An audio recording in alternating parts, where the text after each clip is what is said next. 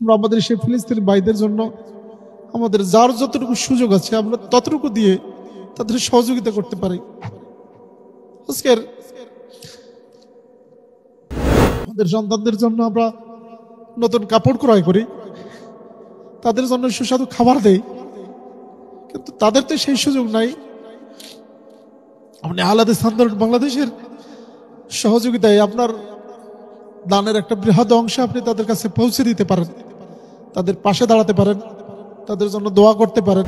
দর্শক, আমরা হয়তো এখন খুব ভালো আছি, আমরা হয়তো একটু পরেই ইফতারি নিয়ে সামনে অনেক রকমের বাহারি খাবার নিয়ে বসবো, আমরা ইফতার করব।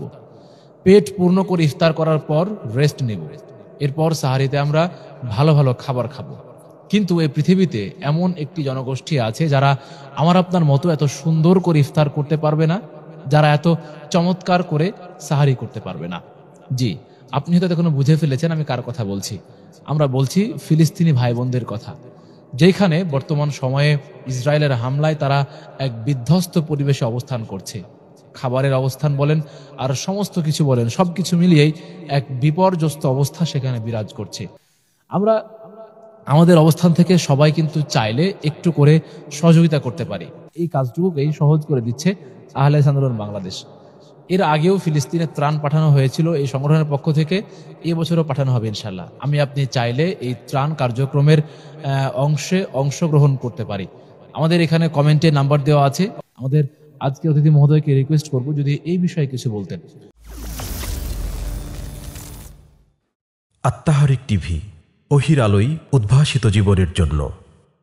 সুপ্রিয় দর্শক, নির্যাতিত, নিপীড়িত, বিভৎস চেহারার একটা জনপদ হচ্ছে ফিলিস্তিন।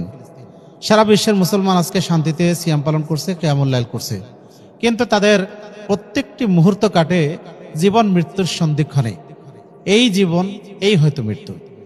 এদের মৃত্যুকে হাতে নিয়ে খেলা করা ছাড়া এদের জীবনের সময়টা আমাদের মতো স্বাচ্ছন্দ্যে কাটে না। আমরা এখানে খেয়ে দিয়ে শান্তিতে ঘুমাই, কিন্তু তাদের এই ঘুমটুকু হয়তো হয় না। আমরা এখানে বিশুদ্ধ পানি পান করি, সে বিশুদ্ধ পানি পান করার মতো সুযোগ হয়তো তাদের হয় না।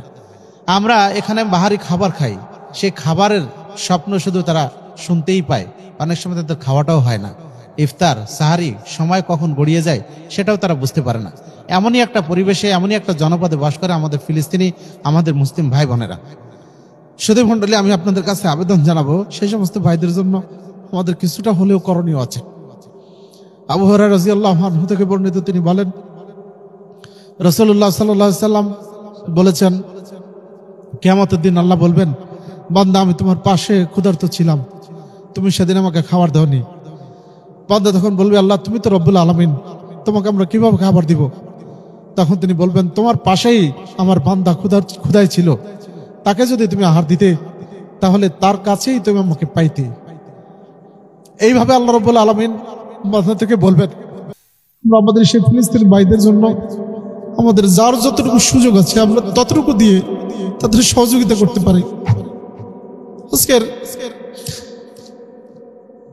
আমাদের সন্তানদের জন্য আমরা নতুন কাপড় ক্রয় করি, তাদের জন্য সুস্বাদু খাবার দেই, কিন্তু তাদের তো সেই সুযোগ নাই।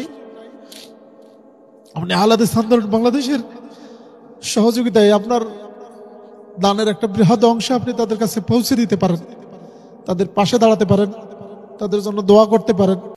আমরা সবাই যদি একটু একটু করে তাদের জন্য দান করি, তাহলে এই দানের বিনিময়ে হয়তো তাদের জীবনটা কিছুটা হলেও স্বাচ্ছন্দ্য ফিরে আসবে। সামনে রমজানের শেষ জুমা এবং সামনে যে ঈদুল ফিতর আছে, সেখানে বিশাল জমায়েত হবে। আপনার যার যেখানে সুযোগ আছে আপনারা আপনাদের সাধ্য মতো যতটুকু হয় ততটুকু দিয়ে যদি আমরা এই ভাইদের পাশে দাঁড়াতে পারি, তাহলে আল্লাহর কাছে অন্তত আমরা বলতে পারবো যে হ্যাঁ, আমরা চেষ্টা করেছিলাম। আল্লাহ আমাদের সবাইকে কবুল করুন। আল্লাহু আমিন।